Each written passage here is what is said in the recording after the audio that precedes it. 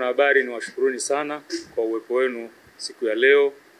Mheshimiwa mwenyekiti wa kamati ya Pugu Marathon, mwenyekiti wa Kajimbo, niwashukuruni na viongozi wote ambao tumejumuika kwa pamoja siku ya leo. Siku hii ya leo ni muhimu sana kwa maandalizi ya Pugu Marathon ya awamu ya 3.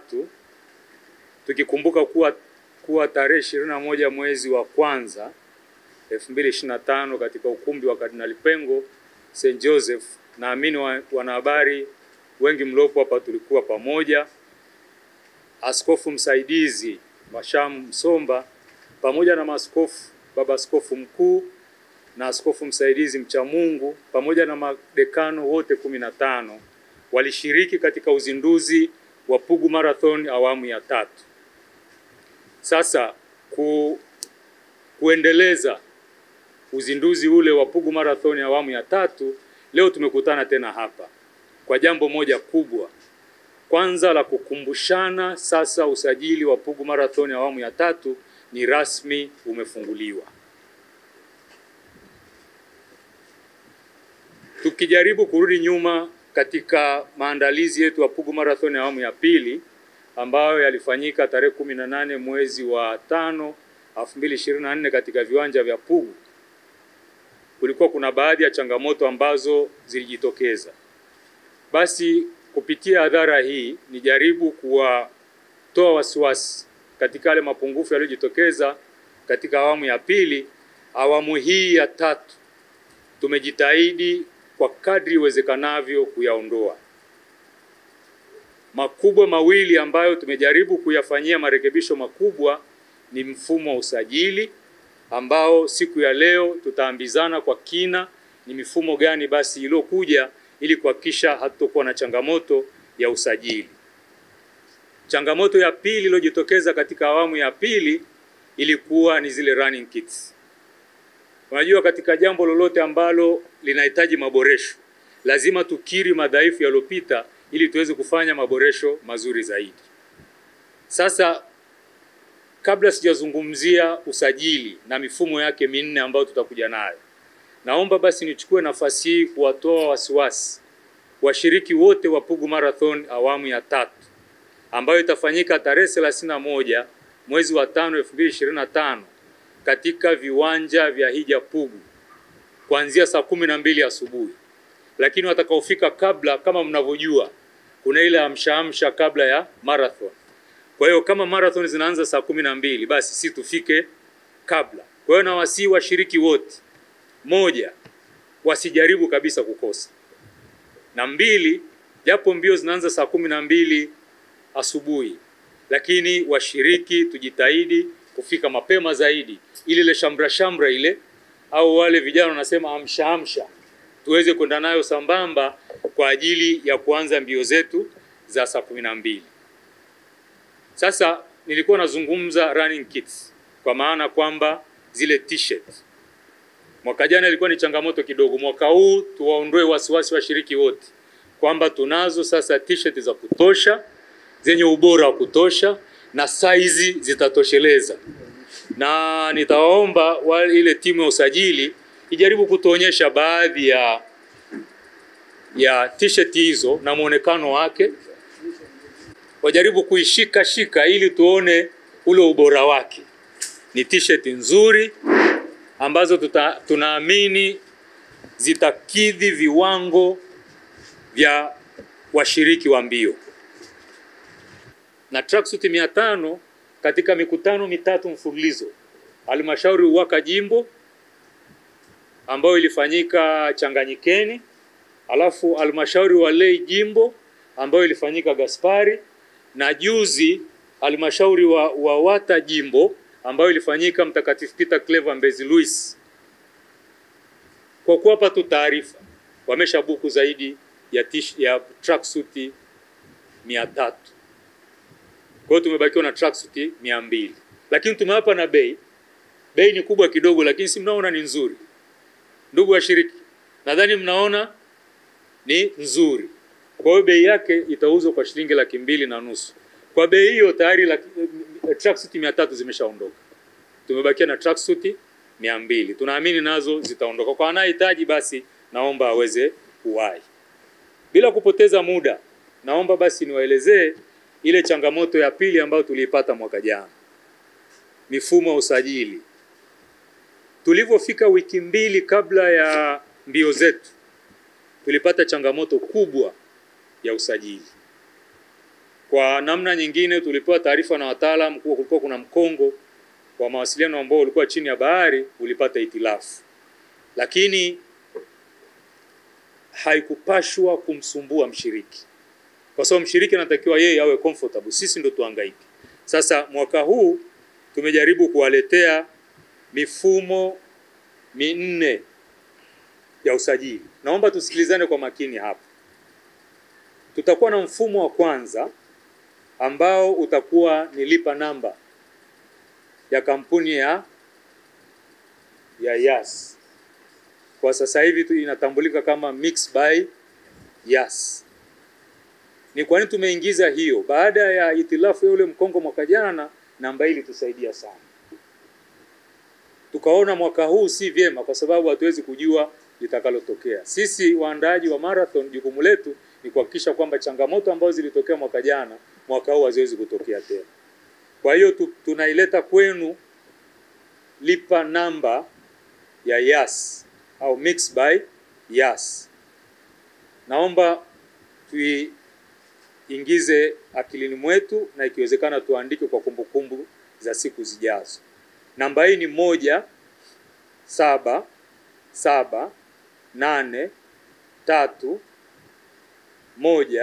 1778316. Naamini sisi sio wageni katika kulipa kwa lipa namba. Sehemu nyingi tunalipa kwa lipa namba. Sasa ukishamaliza kulipa utapata ujumbe kwamba tayari umeshalipa. Tunaomba usichoke. Ujumbe huo utume kwa namba ifuatayo: 0762 211 839 yenye jina la usajili Richard. Wakati unatuma ujumbe huo, hakikisha unatuma na taarifa zifuatazo: jina lako kamili, namba ya simu, umbali utakaokimbia na eneo ulipo. Naamini tumesikilizana. Njia ya na size ya jezi. Njia ya pili ni kutumia fomu. Awamu ya kwanza tulitumia fomu na awamu ya pili tulitumia fomu.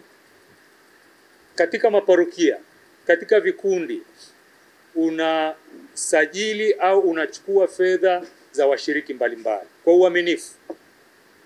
Baada ya kuchukua fedha, na tunashauri na kusisitiza, endapo vikundi hivi vitakuwa ndani ya maparokia yetu, basi wahazini wa UWAKA, WAWATA pamoja na wahazini wa maparokia wasimamie zoezi hili kwa sababu ni fedha za watu.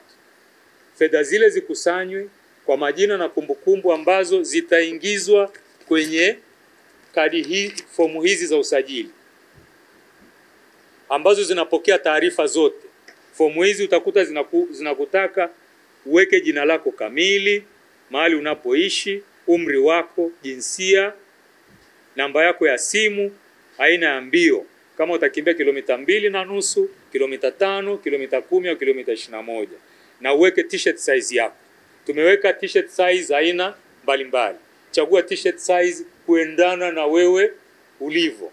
Sasa fomu hii pamoja na orodha ya waliolipa na stakabadhi ya malipo ambayo tayari yameshaingizwa kwenye akaunti za benki zifuatazo: Mkombozi Bank, akaunti yake itakuwa pale, na benki ya NBC.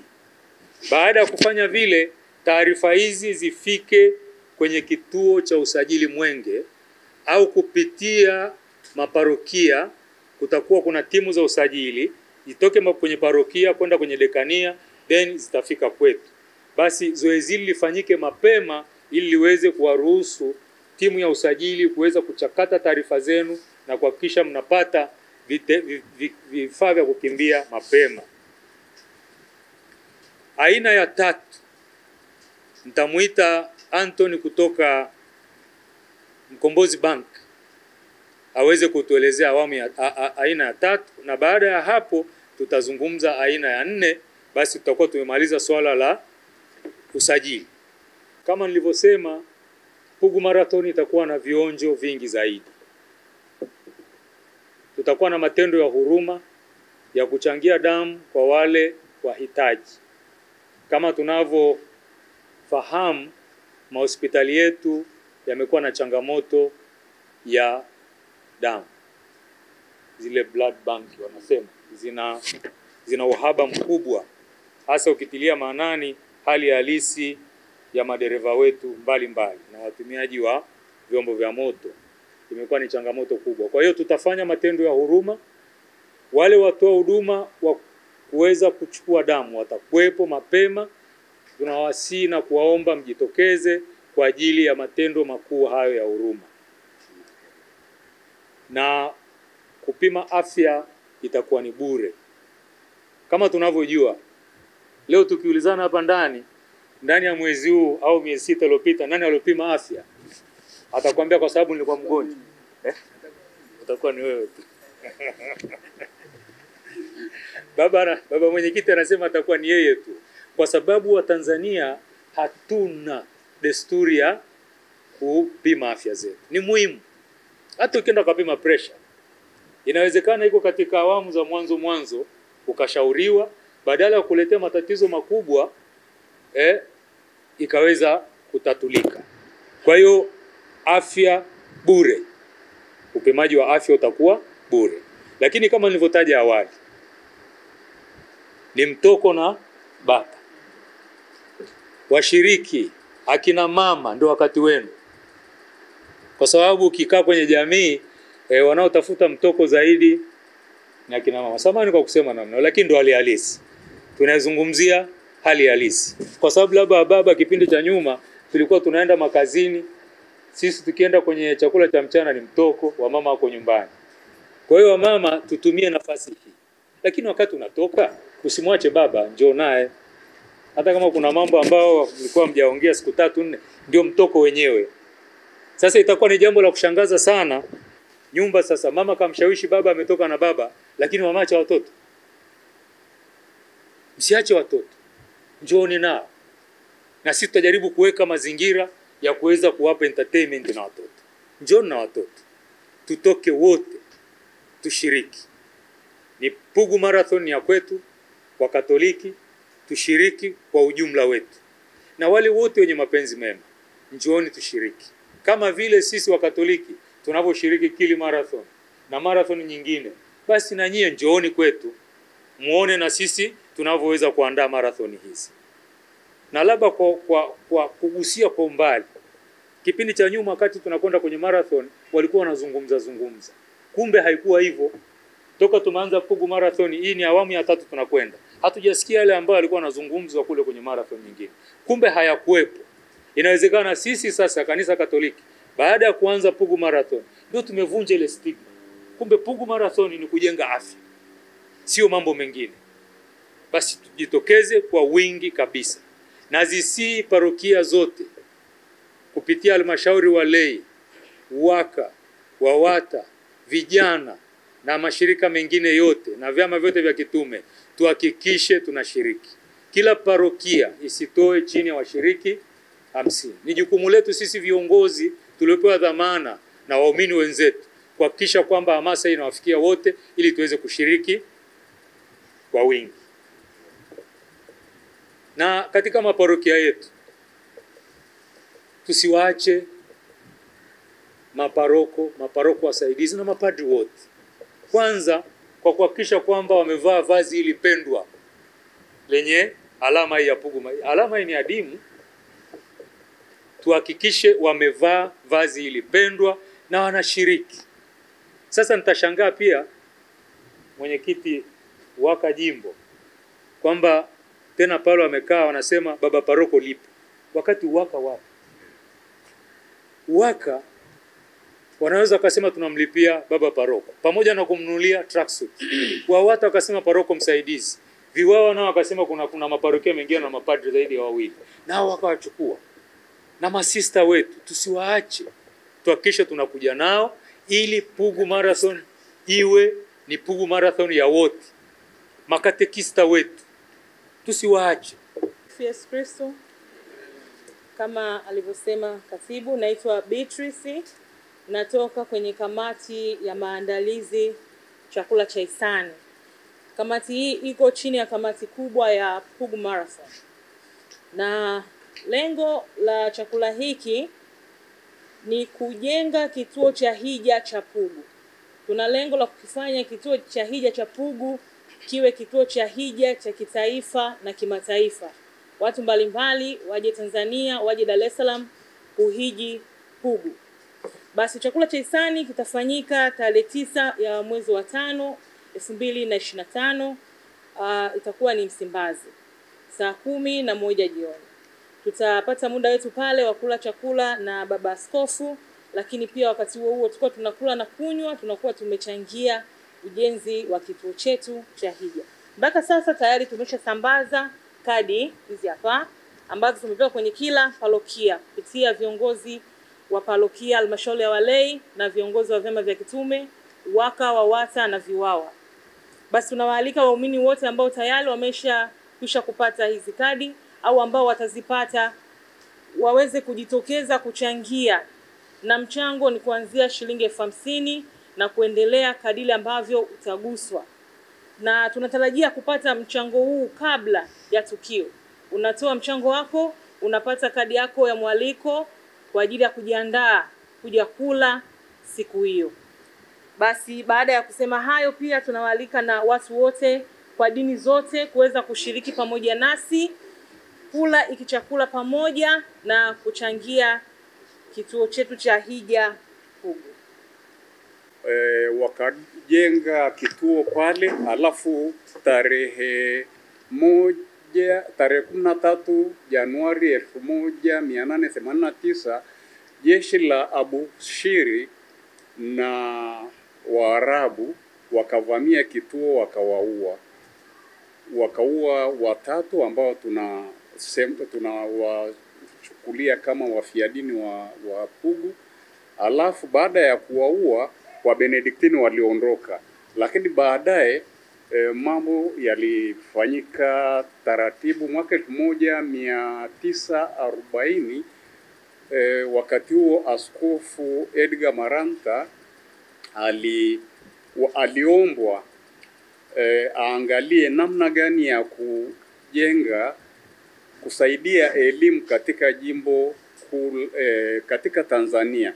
Vijana wengi wa Kikatoliki walikuwa wana shule mbalimbali, lakini wakasema tunataka tujenge shule ambayo vijana wataingia pale wapate elimu, na zaidi ya elimu hiyo sio ya O level tu, lakini mpaka A level, ili tuweze kuwa na vijana ambao wataweza kwenda kufuata elimu ya juu. Kwa hiyo Edgar Maranta akisaidiana na akaomba wafadhili kutoka sehemu mbalimbali Ulaya, shule ya Pugu ikajengwa ambayo ilikuwa inaitwa St. Francis College wakati huo. Kwa hiyo baadaye ikaendelea mwaka wa shule ikaanza. Ilipoanza wakaanza kuingia wanafunzi. Baadhi ya wanafunzi walioingia pale ni viongozi wengi wa taifa ambao wamesoma pale. Mmoja ni marehemu Benjamin Mkapa, na wengine wengi akina Jaji Lubuva na nani wote wamesoma pale. Pius Msekwa alisoma pale, Pinda alisoma pale. Mwalimu Nyerere alifundisha pale. Wakati anafundisha pale akawa naunda chama cha 5. Kwa hiyo chama cha 5 kiliundwa akiwa pale Pugu. Akawa naondoka pale Pugu kuja hapa Magomeni kuja kukutana na baadhi ya wanachama, wakaanza ukombozi wa Tanzania ukaanza. Kwa hiyo Mwalimu Nyerere, umuhimu wa Pugu pale, Mwalimu Nyerere alianza kutafuta uhuru. Ukombozi wa Tanzania ulianzia pale Pugu. Alafu baada ya hapo mwaka 1990 Baba Mtakatifu alipokuja hapa, nafikiri askofu mkuu wakati huo akaomba akaongea na Baba Mtakatifu akaruhusu kuanza kituo cha hija Pugu. Kwa sababu ya historia yake wakaanza sasa kituo cha hija.